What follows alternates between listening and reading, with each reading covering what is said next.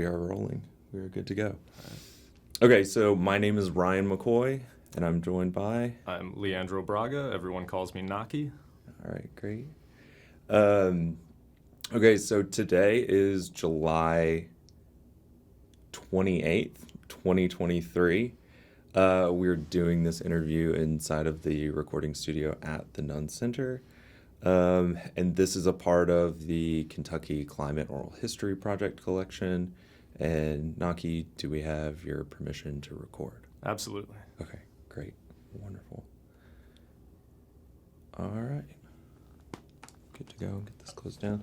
So if you can, just tell me a little bit about yourself, where you're from, that kind of thing. Yeah. So Nachie Braga, I'm 38 years old.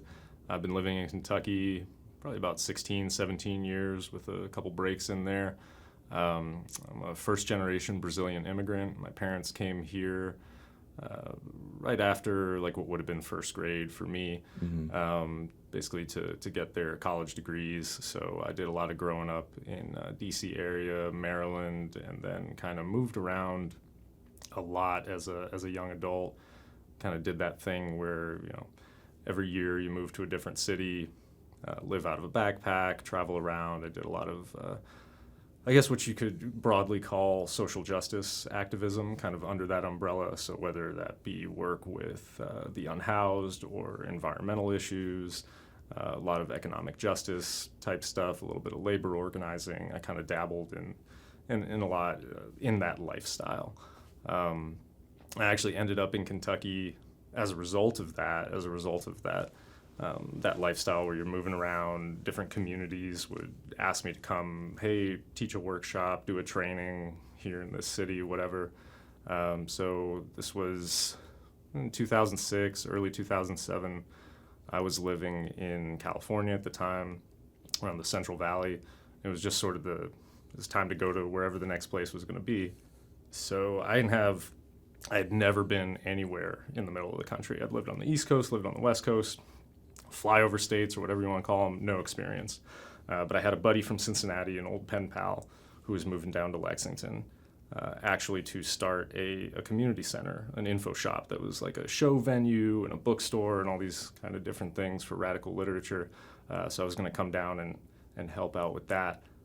As it happened, that whole operation was totally unpermitted and, you know, very, very anarchist in its orientation or whatever. So the fire marshal shut us down pretty much the weekend before I got to town. So my whole reason for being in Lexington, I was like, oh, okay. But I got stuck here nevertheless. And, you know, got in with the punk scene around here and the kind of some of the DIY, the do-it-yourself organizing as far as putting together a music scene and some of the cultural expressions that come along with that, and some political organizing as well. And then, man, I mean, after quite a while, and we can talk about all these things that happened over that period of my life, because that's when I started learning how to identify plants, doing wilderness survival training, learning about permaculture, and some of these things that were ultimately going to lead to what I'm doing today. But yeah, Kentucky, you know, like I never had any concept of, well, I'm going to go to UK eventually. You know, that was like a decade after I'd been in Lexington that ended up happening. It was really surprising to me.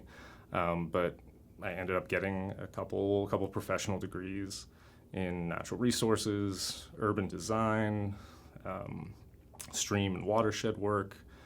And so that has now, to the extent that I can say that I'm a professional or that I have a career, because this is a very strange field that I work in. We're kind of making it up as we go along. And of course, the climate and ecology all around us is shifting so rapidly that we have to make it up as we go along. So, but that's kind of broadly how I ended up where I am today. Okay. Can you say a little bit more about some of the political organizing and stuff that you were doing, I take it, around Lexington and maybe what some of the movements that organizing was around? Yeah. Well, so we've seen several different, I guess, generations of folks come up and different Like, for instance, Black Lives Matter in 2014 was very distinct from how kind of that same movement in a lot of ways reemerged in 2020. And there were different people, I think, here locally, and some of the same people as well, playing different roles. So it's been interesting to see things like that, where when I first moved to town, as I mentioned, there was that DIY punk scene that was very oriented towards vegan straight edge, which for those who don't know, vegan is a dietary lifestyle choice where you abstain from consuming animal products or using them in whatever different areas of your life, whether that be leather or shampoos and conditioners and that kind of thing. And then straight edge is a punk rock, kind of an East Coast hardcore punk rock subculture related to abstaining from drug use, alcohol, and those are kind of the primary tenets. But so this very clean, like, positive outlook on life, like we are the outcast punks or whatever, so we're going to build our own society here, and it's going to be egalitarian, and we're not going to eat animals, and we're going to play music and have fun together and that kind of thing.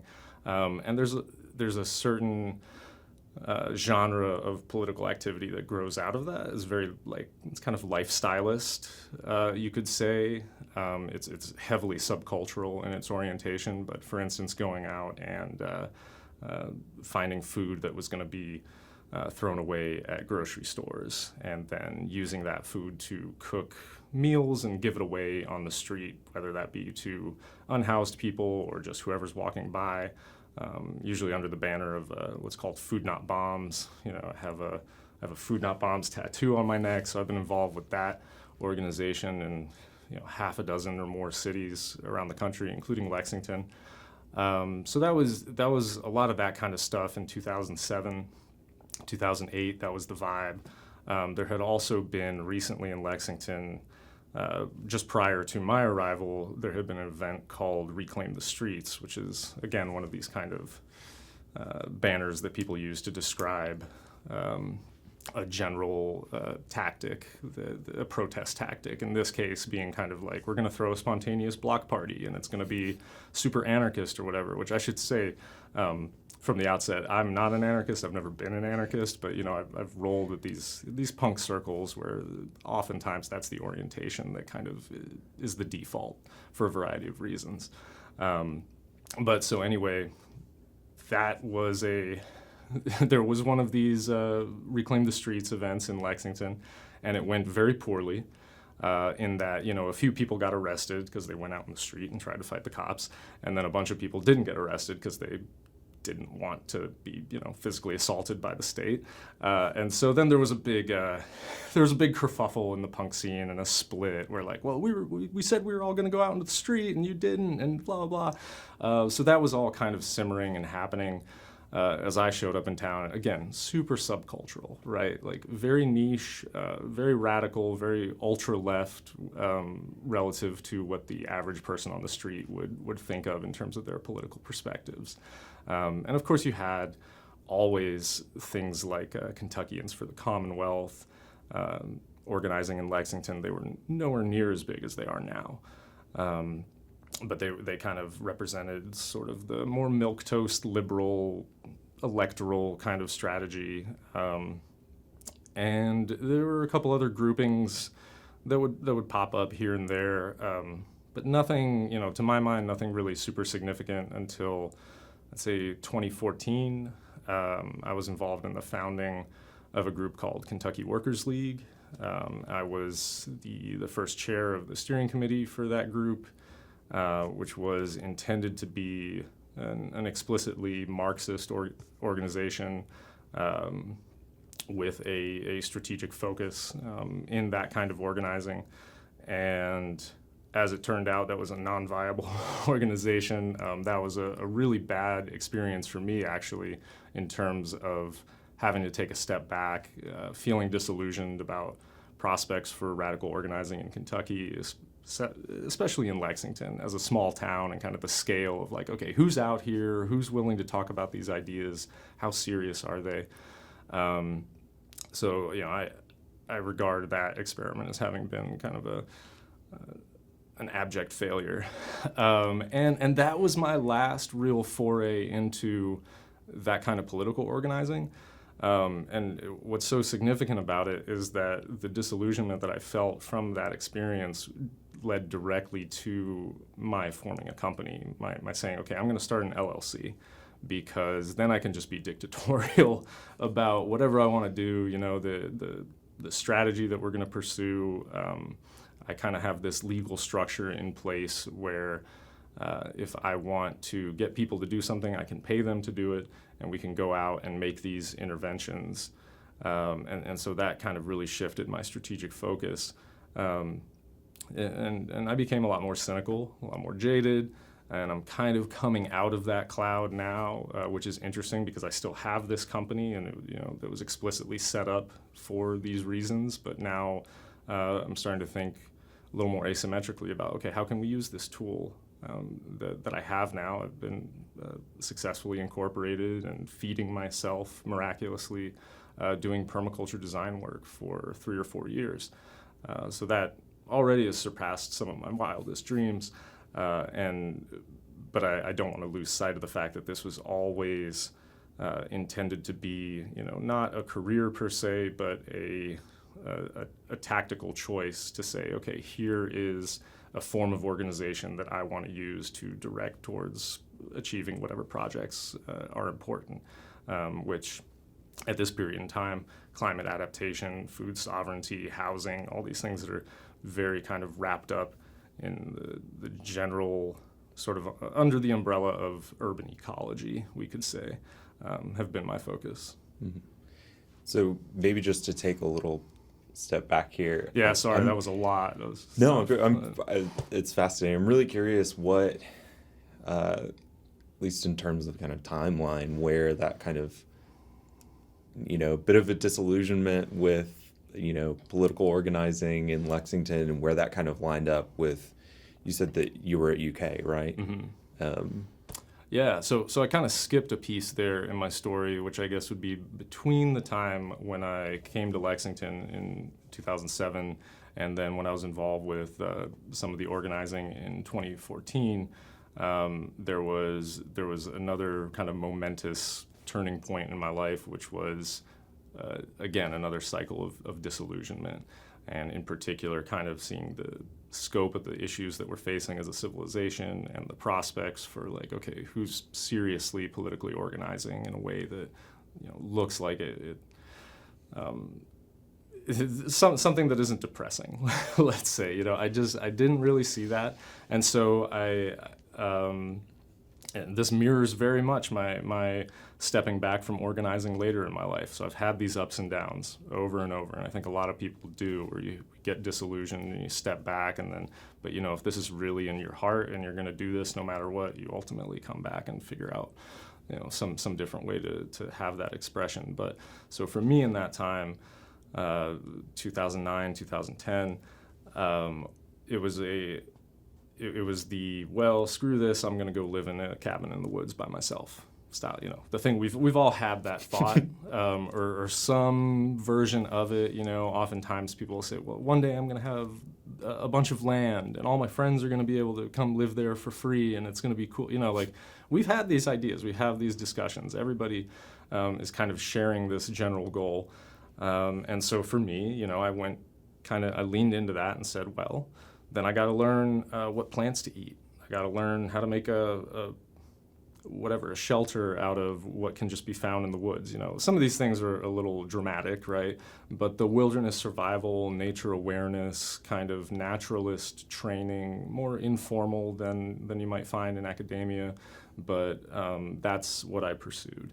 And it was coming from that place of, well, screw this, obviously civilization's going to collapse and we're not going to fix this, so I'm going to have to learn, how to make medicine from what's the weeds in my backyard, or very naive, very immature, very self-centered, as often you find these things that are marketed to us widely.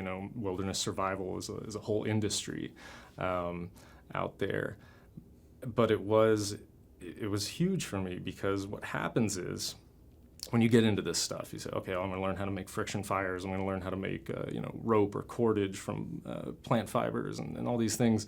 And I was very fortunate in that the people that I learned these things from, the teachers that I sought out, they were very explicit about their lineage and where these skills came from, where they had learned from, and where humans, in terms of our ancestral history, we share this common heritage of some of these earth-based skills, or whatever you want to call it. So you have to start learning and become sensitive to indigenous lifeways if you're going to learn these skills in any kind of depth, or if you're going to become familiar with your native flora and the ethnobotanical kind of uses. If you're going to do any of that kind of stuff, you start learning about indigenous lifeways. And when you do that, you realize, and again, maybe I sound super naive here, but as a young man, having this realization that was very life-saving to me, that, it's obvious, but indigenous people, land-based cultures, wherever they are in the world, they're not wilderness surviving, right? They have a fully developed culture, all kinds of dynamic interactions with the landscape, just a really robust kind of experience of what it means to be human that goes so far beyond, here's how you make a fire by rubbing sticks together. So once you start to appreciate that, then you say, wait a minute, here are real practical models of human cultures that have existed without degrading their land base, their resource base for tens of thousands of years, right, in any kind of ecology. What the hell? Why can't we at least take some tips, right? At least let's model a little bit. Maybe not copy directly. Maybe we can use some of our modern technology here and there.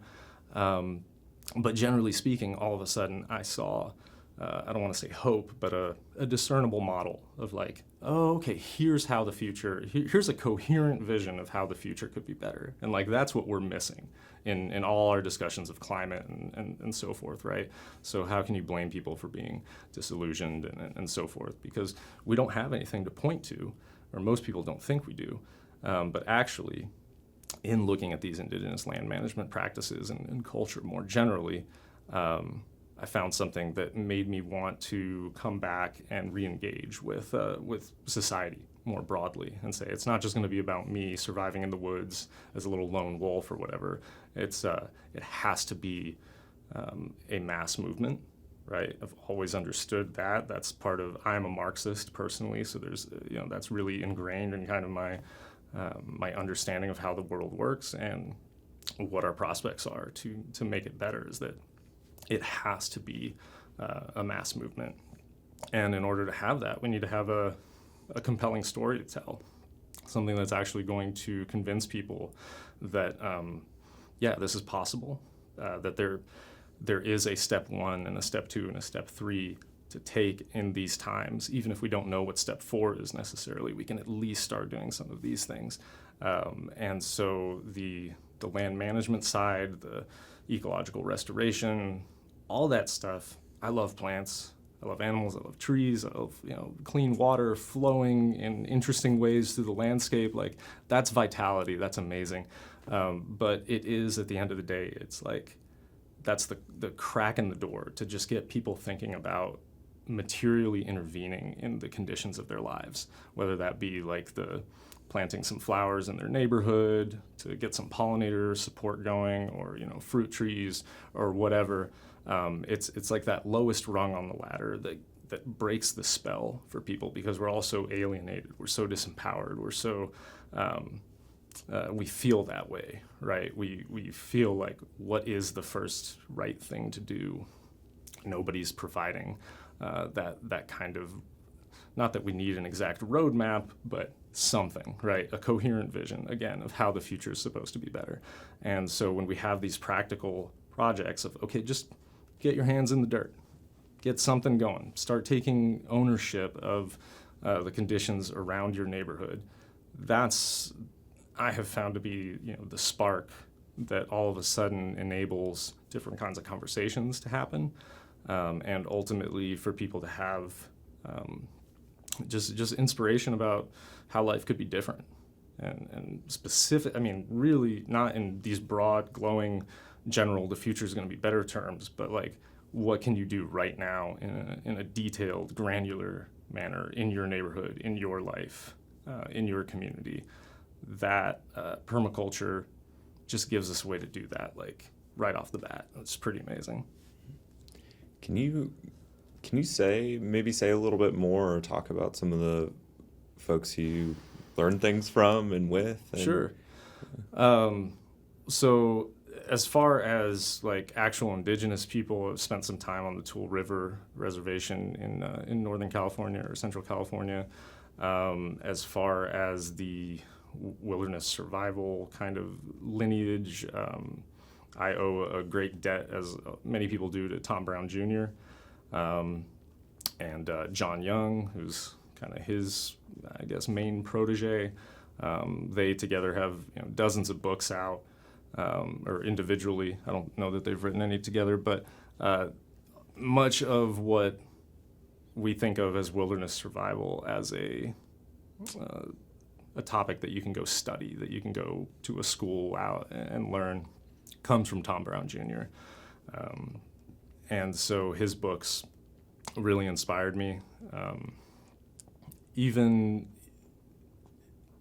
in a way that I don't think I really appreciated at the time, because his books they're a little fanciful, and many people have criticized him and said, well, this is fiction. You're telling this story of like this old Apache elder who took you in as a child and taught you all these things, and people are like, well, is this really true? Is this, whatever? And it's like, it doesn't matter, honestly. At the end of the day, it doesn't matter because of the effect that this has had and having people just become more open to the kinds of communication that the natural world is offering to us at all times, right? That we have the capacity to be aware of as humans, but we've lost the desire and the awareness of it in modern society.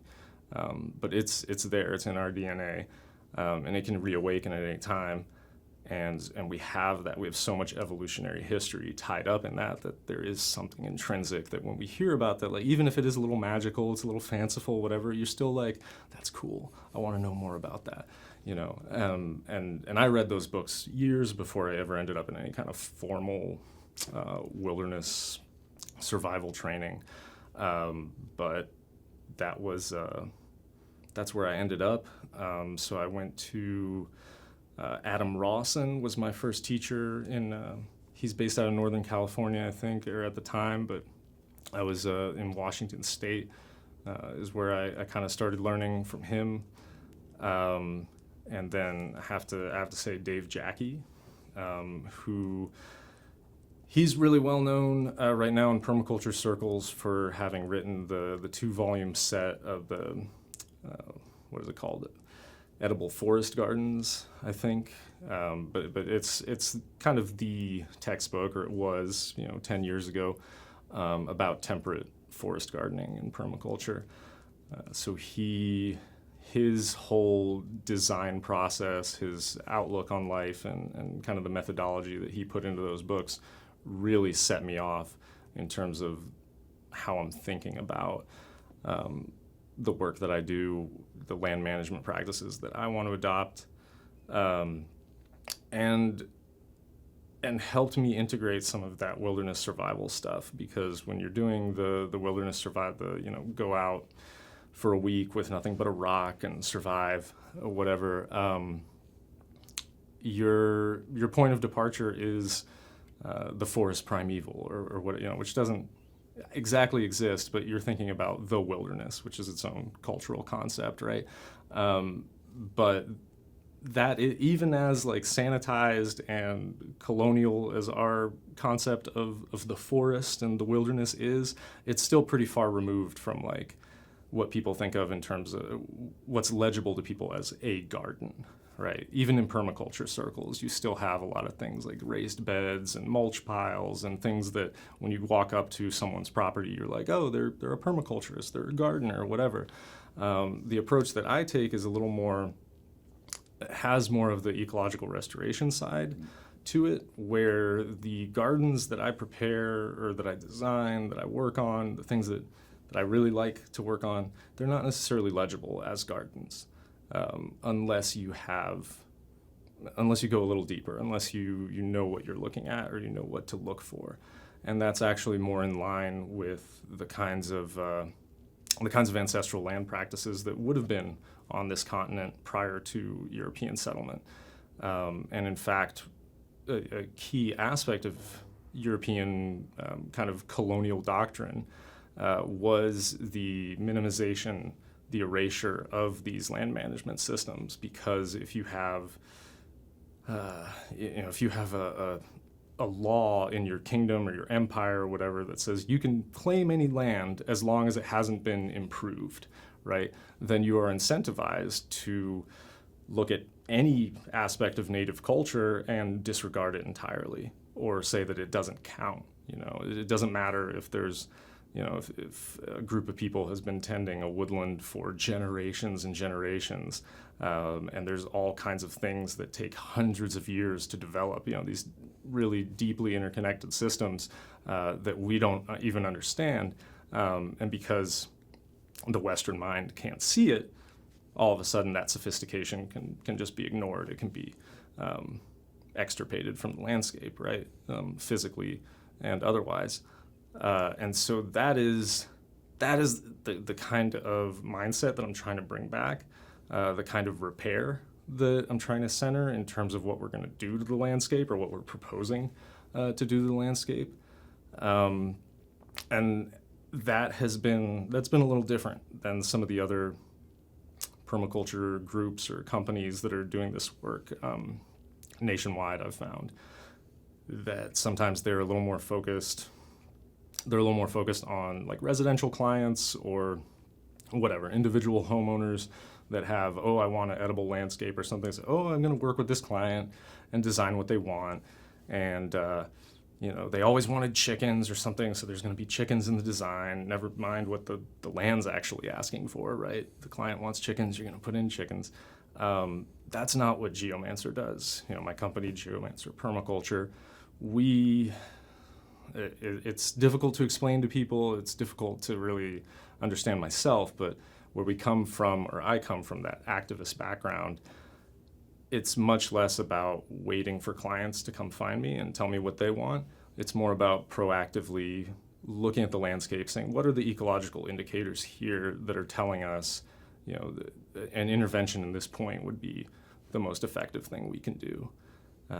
And then you have to kind of reverse engineer, okay, how do I get money to do that? Who owns that land? Who controls that land, right? It's more complicated than just having a client come to you and say, put in a garden at my house. But putting in a garden for rich people doesn't feed my soul, right? And it also doesn't, we can't replicate that at the scale that we really need in terms of educating people that some of this stuff is even possible, that some of these crops can be grown here, that some of these plants are, potentially well adapted to climate change, whatever. I'll say this, how do I want to say this? This is a little crazy, but I plant trees for a living. I plant fruit trees for a living. I do a good job of it, and sometimes we say we planted 100 trees, and that's the money that we get. Often, people are giving us grant funding and stuff to plant trees. I'm not sure that any of the trees I'm planting are going to survive. There's a good chance with some of what we're seeing happening in the world around us, that especially some of these smaller trees, we're going to have 100% mortality, or close enough to not make much of a difference, And so then why am I even bothering to try this stuff, right? Well, one thing is that maybe we're not going to have 100% mortality. Maybe we get 98 or something, and then we get to preserve the genetics of whatever, right? Like, that's important, and we need to be doing that. But, the important part, the thing that we need to be focusing on, is not the planting of the trees, but the developing of social structures capable of planting trees, right, on a mass scale, training people to interact with their landscape in a dynamic way that they're capable of responding in real time as climate does whatever it's going to do, and these trees start dying or these other plants start dying. We it's going to be incumbent on us to go forth and kind of engage in this amazingly creative process of landscape scale design. So again, it's a mass solution, right? Me as a contractor, I can win awards that say like, oh, he's the best environmental business, like that's great. But it doesn't actually scratch the surface of the problem, right? Which is that we need thousands and thousands of people materially intervening on the landscape, capable of doing so, capable of identifying the plants, capable of knowing what tools to use. And so that's going to take a different social structure. Like, I don't know which one comes first, right? But the material conditions that we're living through, the collapse of of the food system that we've come to rely on, that we all grew up with here in this country, that's, it's predicated on climatic stability, all these annual crops and stuff like that. So that's not gonna be around for, the entirety of my lifetime. So thinking ahead, what are some actual credible solutions to that? There aren't any that are just like me being one permaculture superstar out on the landscape that everybody calls with their questions. It's like, no, we need to completely reconfigure what it means to be a human in Kentucky. And that's wild. That's a lot more than I can do, right? Yeah, can you, well, I guess maybe if you can talk about how Geomancer got started, and maybe specifically some of the work that you've been doing since the time of its inception, right? Sure. So Geomancer got started, again, it all came out of this activist kind of, and I keep using that word. Let me say that an activist, I don't want to define myself as an activist. I'm a little contemptuous of the activist mindset, which is this idea that like, I am going to do something and change the world. Here's the problem, and what I do is going to be the solution. And it centers this individual experience. And I just don't think that that's the way that the world works, that history works, that we are confined to some extent by the conditions that we find ourselves in, and the range of discussions that you can even have with somebody are kind of circumscribed by what their life experiences are. And so that is rapidly changing because of, among other things, climate change. So we are able to have different discussions than we could even just 10 years ago. So that's been a huge piece of developing Geomancer, but it did come from this wanting to actively intervene and create solutions, even if just as like proof of concept for more people to be able to see what's possible. So I had been doing this in different capacities all over town with ecological restoration, let's just call it that, different projects.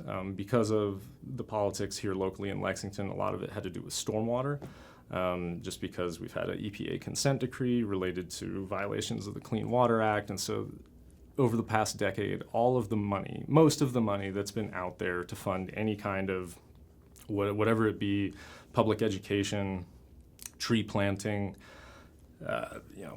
whatever you might be doing, you have to relate it to water somehow, water quality. And so some people have done some really funny, perhaps unethical kind of things chasing that pot of money. But the water has always been really fundamental to everything that I do. It's very the hydrology piece of permaculture is super important. I don't think anyone teaches permaculture without really centering the water cycle, which is amazing. So that worked really well for me. But what ended up happening is that I was writing these grants and seeking out funding for different projects that I saw that would be interesting or that I thought were needed on the landscape or whatever. And as part of managing these projects, I was hiring contractors, bringing together different professionals, consultants, whatever, and getting them to do the work. And so I'm sitting there, I'm looking at it, I'm like, we're having a little success, and this is great. And it washes, the realization washes over me that like I could be the contractor. I could just hire myself. Like what they're doing, I can do better, or I could, whatever. And so I started a company. and went from just being this kind of citizen advocate who was running around looking for possibilities, trying to find money, et cetera, to taking a more active role and saying that, hey, sometimes we don't have to. Look, I've lost money on a lot of projects, right? Sometimes unintentionally, but sometimes, very clear-eyed about the fact that, hey, I'm going to do something in a public park, and the city doesn't have that much money, so I'm just going to take what they have, and I'm going to do the best job that I can with that, and knowing that the ultimate benefit, the ultimate payment for me is that now Geomancer has an installation in a public park that for years from now I can bring students to it, and versus if it was in some wealthy person's backyard, never get to see it again, community doesn't get to benefit from it, whatever. So I've done a lot of not pro bono projects, but certainly projects that your typical for-profit business would just not even. It's not even that they would reject it; they wouldn't look at it in the first place. They would never be in a position to consider kind of pursuing that the way I have. Mm-hmm. Yeah. So you mentioned some of the consulting projects and things like that you've work that you've done as a consultant, and then you mentioned students. So can you talk a little bit more about that and the sort of education side of things? Yeah, the education side of things.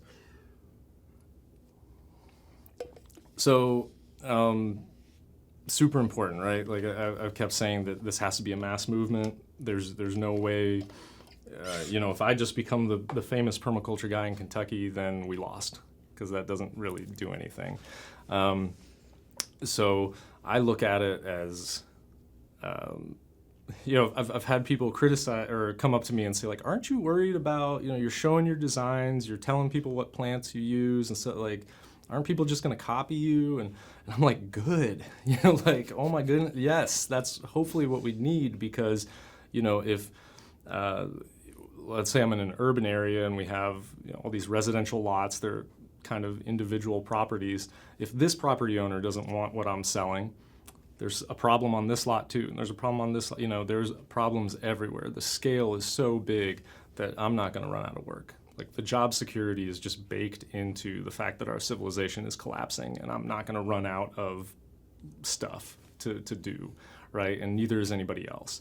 So the more people that I teach how to do something, or provide conditions under which they can discover for themselves some of the skills that they have or that they want to develop, that's less stuff that I have to do. And so oftentimes, the things that I'm doing right now, I'm not gonna downplay them. I think they're pretty amazing. I think we've achieved a lot of really cool stuff, and the credibility is starting to get there to where people are reaching out and saying, hey, we want to see more of this, or what are your thoughts on this? And that's so cool. But we're still just at the very beginning stages, right? The things that we're doing now are barely even preconditions to enable the kinds of projects that we want to see in the future. The much more ambitious kind of thing, the things that, again, take a mass movement, take conscious political intervention in governance, in municipal politics, in the economy writ large. We're not there yet, So just trying to get there is a process of, first off, educating people, or maybe educating is the wrong word, but spreading awareness about, like, what Geomancer is, and maybe it was a tactical mistake to make it an LLC, because sometimes I'm asking people for crowdfunding or for what are essentially financial support that are not donations, like they're not tax write-offs, because I'm not a nonprofit, and I'm not a nonprofit for very specific reasons. I don't want to deal with the board. I don't want to deal with that government oversight of what I'm doing and that kind of stuff. But explaining that to people is sometimes difficult, because they expect, oh, you're a nonprofit. Oh, you're not a nonprofit. You're a for-profit. Well, then why should I help you? Right? And I don't have a good answer to that. I'm just going to keep doing what I'm doing, and hopefully the work speaks for itself. But the education piece, is, for all the reasons I mentioned, it's intrinsically valuable, but it's also changing more so now in that more people are seeking me out, which is awesome because I've never come from I can be pretty tenacious in my insistence that oh my God, we have to be doing something. Let's do something, right? And so I know that can be off-putting to some people who are just chill out, man. I'm doing my thing, and I don't work for you, so don't tell me what to do. So it's important to be invited. I was invited to this interview. I really appreciate that. And so more and more people are inviting me to come speak to their students in whatever capacity that is, whether that's formal education, at any level. It's fun because I get to go into elementary schools now, and usually there I'm talking more of the career side of things. I'm not doing high level ecology or anything with these kids, just talking about how you get into the career, what being a business owner is like, and all that. But I still get to talk about all these different topics, hey, this asymmetrical approach to what a career is that I knew that I wasn't. If somebody was doing what I'm doing, I would have gone work for them. I would have loved to be able to just call someone up and be like, hey, your company's awesome and I want to go work for you, but that wasn't available, so I had to make it from scratch. And so elaborating that is really important, and helping people understand that whatever your economic activity is, whatever it is that keeps the lights on, it doesn't have to be at the expense of everything, which is what participating in the mainstream capitalist economy is basically buying into a death cult, right? And saying, resigning yourself to, all right, we're just going to destroy the world. And so at some point you have to make some conscious decisions about all right, money is not the most important thing. And I really think that's true. I think we've passed through a period of human history where money was the most important thing and was being pursued. The most efficiency was kind of in producing capital, in producing surplus. That's what our whole culture was predicated on. And now it's going to shift. It's in the process of shifting because we see how empty that is and we see how destructive it is. And ultimately it is leading to a situation where the capacity of our landscapes to sustain life is at risk. And so the old adage of well, you can't eat money. So what becomes important at that point in time? Knowledge becomes important. The ability to react to what's happening, to explain and contextualize what's happening, to generalize that experience across wide bodies of people so that we can all understand that we're in this together and that there can be a coherent response to it. That's I think what we're really calling out for right now, and what the future just demands, right? And so that's the kind of education that people need right now. Particularly, younger folks understand that the corporate ladder or whatever is just not there for them, right? That there is no future in perpetuating this civilization.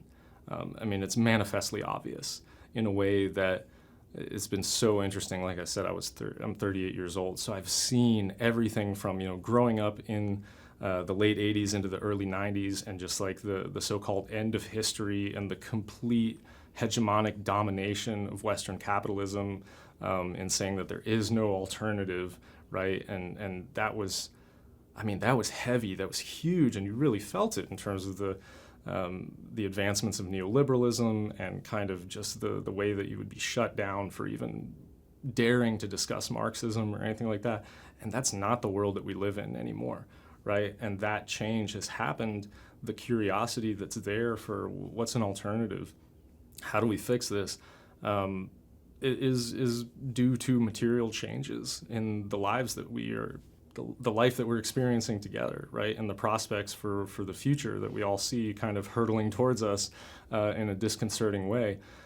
And so that's what education is to me. I, again, will use I taught a plant ID class yesterday, and that's super cool, very practical skill.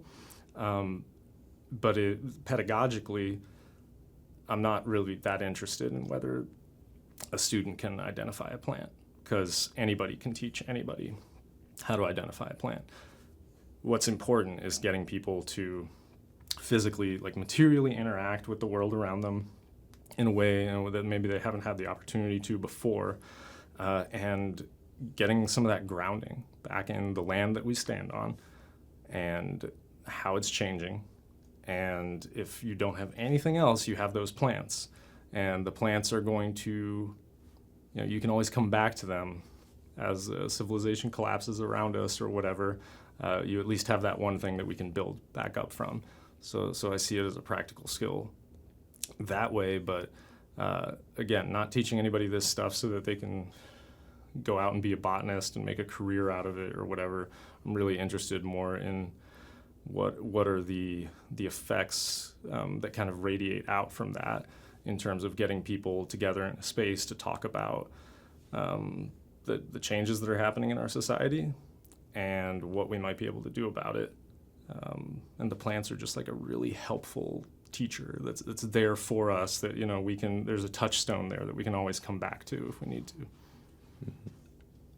So like I'm curious, is a little bit earlier you were talking about being attentive towards what the land needs. And I'm curious, in the time that you've been doing this, whether or not in like paying attention to that, have you begun to notice certain changes within the ecology that are indicative of change, larger changes in the climate? Absolutely, kind of thing? Yeah. And it's interesting. I was just thinking about this because when I was a kid, you had people talking about, well, the elders are saying that bird migrations have changed, or this person's been farming their whole life and they say that things are changing, and things are, and this is back in the 90s again, right? And if you were involved in any way with environmental activism or those kinds of circles, you heard this stuff. But I personally, there was always this like little skepticism, like, is that real? Or is like they have this like extrasensory perception, and there's like the some really problematic kind of approaches to like, oh, the indigenous people over there are they're tapped in a way that white people could never be, and they're telling us things are changing and stuff. And so yeah, I didn't see it, right? Because I didn't have the experience. Fast forward to today, average person on the street can tell you that things are different than when they were a kid, right? And sometimes things are different than they were even last year. So yeah, so many different things, whether it be kind of a prevalence of invasive species, pathogens coming in, mostly woodland plants is what I see a lot of. But things that, just weren't that big of a concern when I moved to Lexington, and now it's like, oh, these things are starting to pop up everywhere. That's one. The hydrology I mentioned before, that's even 10 years ago. I feel like I could really count on a nice afternoon thunderstorm in the summer, a convective thunderstorm, and you could just about set your clock to it. I could go out with my buddy, we could sit on his porch or whatever, and there would be an awesome thunderstorm. Now, I see this pattern, on the Doppler, you can even see it. We don't have these big lingering cells. We have a front that's like this skinny, and it just pushes through hard and fast, right? And sometimes it doesn't even do that. Sometimes I see this all the time because I'm checking the weather for if I have to go out and work, and maybe I have some interns working for me or something, so I got to call them up and say, hey, it's supposed to rain this afternoon, so we're not going to be able to be out there or whatever. I mean, I've lost count of how many times I've made that call because, yeah, there was all kinds of rain forecast in the afternoon. When we actually get there, a heat dome forms, the pressure can't, the moisture can't penetrate that, and we don't get rain at all. It dissipates and it goes somewhere else. But over here, here over the urban area where we have all that kind of heat island effect, we don't get the rain. So that's been I mean, that's just in the last 5 years, really, that I've seen that and have to start reconfiguring now to where if I see that rain forecast in the afternoon, I get a little suspicious and I'm like, I think we're actually still going to go out there and work. Seen the water tables drop. You know, we have just really amazing hydrogeology in Fayette County here in Kentucky. So for anyone who doesn't know, it's kind of defined by this soluble bedrock, this calcareous limestone that dissolves away into all these cool caves and sinkholes and various just really interesting, convoluted, and sometimes annoying ways that water moves through our landscape. But so we have like artesian springs and just really cool geologic features concentrated in this area, and it's easy to observe them and see that like we had that huge drought, that really heavy drought a few years ago, and I've not seen some of our water levels rebound from that. You know, I've seen projects that I've worked on where I was planting the banks of a creek or something like that, and I look at it now and those banks are exposed, you know, well below where I had been planting at the water line, and it's like that stuff's not coming back up.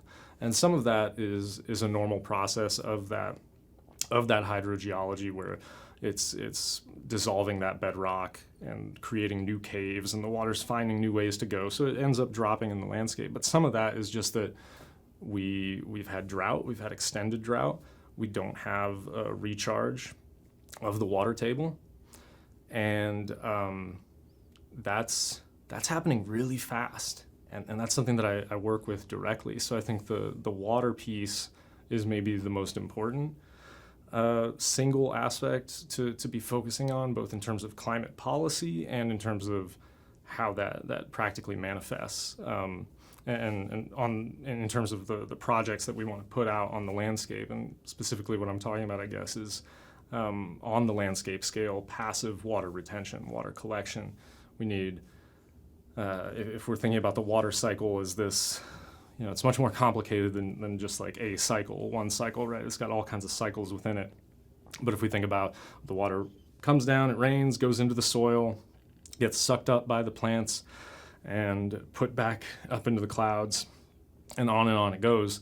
When we have an urban area and we kind of pave over that soil and create all these impervious surfaces, then that water, we've cut off that part of the cycle. So if the water can't get into the soil, then the trees can't get it and can't put it back out into the atmosphere. And there's so much involved in all that. But, you know, just to bring it home to like one salient point, for instance, we've had a huge resurgence in interest in urban forestry and all the good things that planting trees in urban areas can do for us, the water quality, the property values, human health outcomes, just all of it, right? But if we are planting trees into a chronically dehydrated landscape, which is what we have in urban areas, then actually all these claims that we're making about how amazing they're going to perform and all the things that they're going to do, they're not going to do any of those things. And in fact, they might end up dying due to heat stress, water stress, whatever, because that water table keeps getting lower every year. And I am not seeing enough of a focus on that. You know, a lot of people talk about carbon and different kind of emissions and managing water from a standpoint of we have more intense rainstorms, so like we need better storm sewer systems to efficiently move it and whatever. But what about what's that missing piece is how do we reconnect that broken part of the cycle? How do we get that water into the soil, store it there as long as possible? That is more of a permaculture approach in terms of thinking of problems are actually, when you have a problem, it's usually a resource that's not being used correctly or is not being used inefficiently. So if we have floods, for instance, well, that water is life, right? We all agree that with that piece. So why is it a problem? It's a problem because it's in the wrong place at the wrong time and the wrong quantity. How do we change that, right? And that takes a different kind of thinking than sort of the reductionist engineering of the 20th century that was just like, well, just get it off the property as soon as possible. That's what's gotten us into this mess, right? How much I guess along some similar lines of noticing some of these changes, how much does adaptation come into play in the way that you know, are designing your projects and things like that? Also, maybe in what ways? Yeah. Yeah. Well, I might ask you to provide a little more focus on that, just because, so adaptation, philosophically, I have some problems with it, because I think when we talk about adaptation, then we've resigned ourselves to the fact that, like, we can't stop climate change or whatever, which is true. So that part is relevant. But I think there has been a shift in some of the popular discourse around with adaptation becoming de-radicalized. Like, adaptation, I think, used to mean like degrowth and planting more trees and changing our food systems and all these kinds of things. And now adaptation means electric vehicles and painting surfaces white, and, you know, building shopping malls underground where they can be climate controlled more easily, and all these kinds of different things that do not in any way fundamentally break away from the infinite growth kind of capitalist mindset that is just going to recreate some of the problematic dynamics that we have. So adaptation, yes, I'm finding myself having to be like really careful with that word recently, where I used to say like, yeah, climate adaptation, and now I'm like, that might not actually be what I'm doing. I'm not sure, depending on how other people are using it. But you know, it's a more accessible word than saying like collapse or whatever. But I think in terms of what I actually do, that I would call adaptation, the food system stuff, I think, is maybe the most direct. So bringing a focus back to a lot of native perennial agriculture. Native because these are things that are adapted to these soils. They haven't existed or been cultivated under conditions of like really specific, stable climate with lots of human involvement. You know, they don't, these plants, which are potentially crops or have been crops and are crops, they're going to be more resilient than some of the things that we are counting on to feed ourselves right now. We also kind of, with native plant perennial agriculture, you are doing triple, quadruple duty in terms of protecting the soil, protecting the water, building up some of the diversity in the ecology, both in terms of the microbiology that can coexist with these more diverse, more complex kind of agricultural systems, and as well as the plants themselves, you know, and thinking more holistically about what an agroecology looks like, how it functions. So we're used to seeing a field that just has like, you know, one monocrop. Everything is the same species. Thinking about, okay, how do we, and that's for, you know, density of production, right? The most calories out of that piece of land. But then you start to find that, okay, what if, and of course this depends on the crop that you're after, but what if I have another plant in that system that's going to attract pollinators for that crop? So I'm going to actually, in the case of a fruit tree or something like that, I'll get heavier fruit set because I've also created the habitat for the organism that is going to pollinize all my fruit. And so at that point, we're just talking about two species, right? And so it's difficult. Science has a hard time with this because with science, when you're studying, and I'm speaking specifically about sustainable agriculture and agroforestry, you know, the capital S sustainable agriculture, the capital A agroforestry.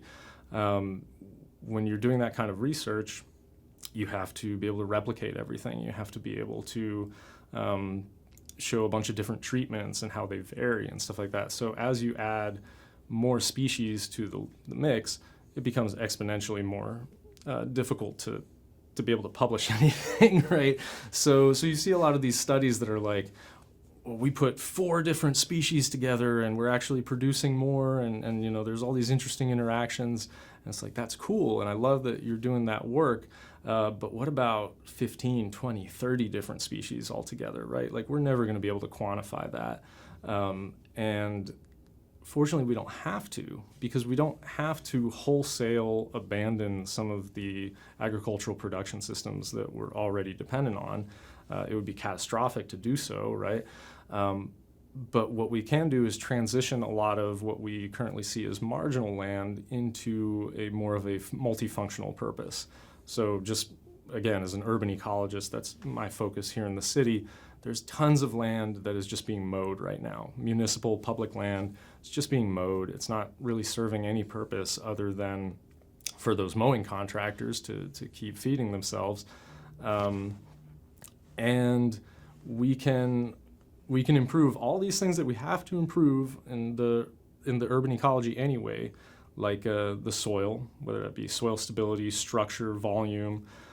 We have to improve our urban tree canopy for a variety of issues, right? We have concerns about historic equity in different communities and neighborhoods. We have the urban heat island effect. We have all the water quality stuff. So if we're doing all this stuff anyway, why don't we also think about producing food and medicine? Because that's going to be what's right outside of people's doors. Oftentimes is some of these neglected, whatever, it might be a vacant lot, it might be a water quality lot. We have a lot of places in Lexington where there used to be houses, but they were built in a floodplain, so the basement's always flooded and the city tore them down. It's like, let's grow food in those areas, right? So I guess maybe to close out with one last question. You talked earlier about how I think coming across these ideas with permaculture and things like that started to make you hopeful. Mm-hmm. And I think oftentimes when we're doing these interviews and having conversations about climate change and things like that,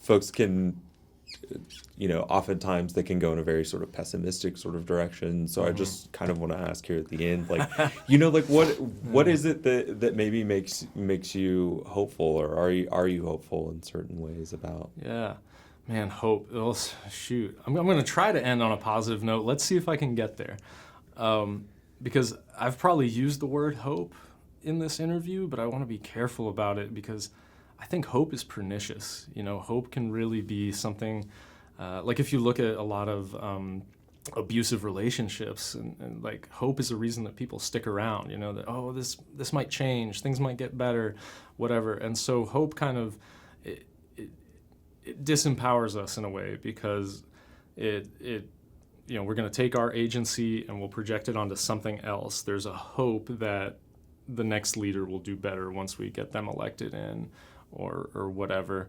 And so hope is important, right? A positive outlook is important, but not at the cost of lying to people about like the reality of the situation that we face, right?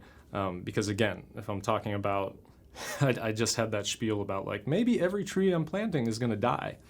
I don't want to lead off with that, right? Like if somebody's paying me to plant trees, I'm not going to be like, and by the way, it doesn't matter. But at the same time, it would be disastrous for me to like not address that and then look like an idiot when all the trees die and look like I didn't have a plan or we didn't know this was coming or whatever, right? So never lament a closer relationship with the truth, even if it is kind of horrifying and can be difficult to work through. It's like only on the basis of that are you going to move forward and be able to do anything. So, yeah, I don't know. Huey P. Newton had this line about like a tank rolling over you, and that it was morally incumbent upon you to spit on it as it did so. It's like the least you can do, so why not? And so there's a piece of that. There's like, I'm going to go down fighting. I've done the thing. I've gone through the whole process of, well, screw everybody. I'm going to go live in the woods by myself in a cabin. I'm going to learn what plants to eat and come out of that. Because every problem that we have in this society is ultimately about alienation. Whether we're alienated from the products of our labor and how we contribute meaningfully to economic activity of society, alienated from each other, and the way that our housing is built and the way that we're educated and all these kinds of different things, even to the point where, we have all these mental health crises that people are basically told is a personal issue, and that it'll just take up meditation, change your diet, go hiking more, and all these things are like important and valid, but they are a very individualized approach to like, here's what the solution is. There are no solutions on the individual level. It's only together. It's only as we find each other. And so I can't fake that. I can't tell you about like how great it's going to be or whatever, because I'd be lying to you, and giving you this hope that you need to go find for yourself. And you can't fake the funk, right? Like when you get there, you're going to know, and you're going to realize that even through, okay, this is subjective. I'm not telling you what you're going to realize, but for me, we keep moving forward because we're there in community with other people. And we find that whether it's in good times where everything's going well, or it's literally through a global disaster that we're all suffering through together, it's in that togetherness that there's like this spark of like, oh, life is actually worth living. We are social animals. We have the capacity for hope, but that hope only exists. That hope is only credible if it is on the basis of us coming together, working together. There are no individual solutions, even me as a business owner or whatever. And so I just want to keep centering that and keep giving that to people as sort of the advice. And then I think they're going to find their own hope. They're going to find whatever the spark of positivity is. That's where it can be found. And I'm not going to tell you what it is for you, what the specific experience is, but I want to encourage people to don't try to do this by yourself, because it's not as fun and it's not going to work. We have to come together. Great. Thank you so much, Nachie. Thank you. Yeah. Yeah.